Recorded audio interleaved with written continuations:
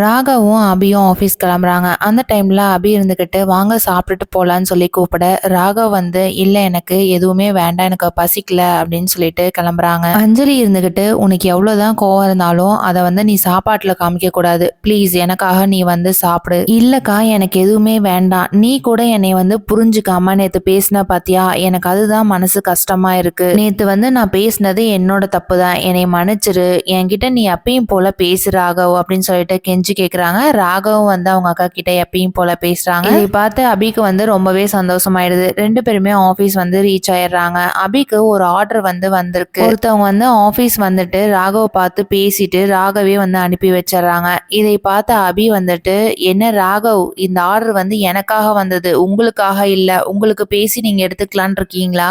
லாவண்யா வந்துட்டு ரொம்பவே டென்ஷன் ஆயிட்டு அபி நீங்க என்ன பேசுறீங்கன்னு கொஞ்சம் கேட்டுட்டு பேசுங்க, ராகவ் வந்து உங்களுக்காக இந்த ஆர்டர் வந்து புடிச்சு கொடுத்துருக்காங்க, அவருக்காக இல்ல, ராகவ் வந்து பேசினதுனாலதான் அந்த ஆர்டர் வந்து உங்களுக்கு கிடைச்சது அப்படின்னு சொன்ன உடனே அபி வந்து ரொம்பவே பாவமா ராகவ் பார்த்துட்டு ச்சே நம்ம தான் தேவையில்லாம பேசிட்டோமோ, சரிங்க ராகவ் என்னை மன்னிச்சிருங்க, நான் தான் தப்பா பேசிட்டேன் போல, இனி நான் அப்படி பேசவே மாட்டேன் சரியா? அபி பேசினதெல்லாம் ராகவ் உட்காந்து பயங்கரமா ரசிச்சுட்டு இருக்காங்க. இதை பார்த்த லாவண்யா வந்து ரொம்பவே டென்ஷன் ஆகுறாங்க. ச்சே இவங்க ரெண்டு பேரும் என்ன இப்படி இருக்காங்க அப்படின்னு சொல்லிட்டு முரளிக்கு கால் பண்ணிட்டு நடந்தது எல்லாத்தையுமே சொல்றாங்க. முரளி வந்து ரொம்பவே டென்ஷன் ஆயிட்டு அபியை எப்படியாவது அவங்க அம்மா வீட்டுக்கு அனுப்பணும் அப்படின்ற மாதிரி நினைக்கிறாங்க. தேங்க்யூ.